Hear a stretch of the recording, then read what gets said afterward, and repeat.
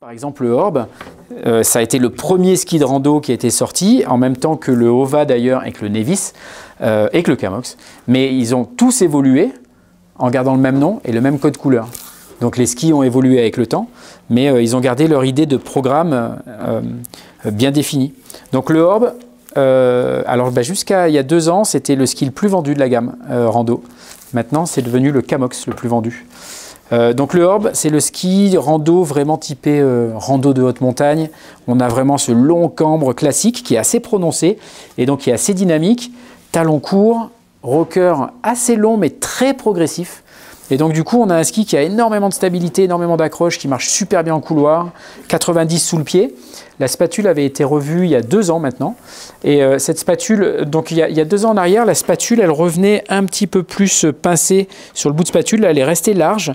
Et donc du coup, on a ce ski qui déjauge plus vite en poudreuse.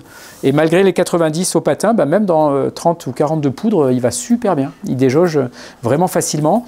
Il est très très sain, très sécurisant. C'est pas le genre de ski qui nous met à la faute. On se sent vraiment, vraiment bien dessus. Le ski de guide par excellence.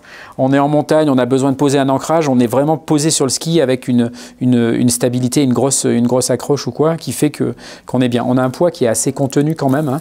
On est à 1,3 kg en 173. Le ski, donc c'est pas mal pour un 90 au patin. Il y a du plus léger, évidemment, chez d'autres marques. Par contre, on a un ski qui est juste en bois et fibre de verre. Palonia, fibre de verre. Une plaque titanale juste de montage. Hein. Elle est vraiment au niveau des marquages, donc elle fait cette largeur-là, jusque-là, pour le montage, mais ce n'est pas une plaque qui amène de la rigidité. C'est une plaque qui est très très fine. Plaque de montage.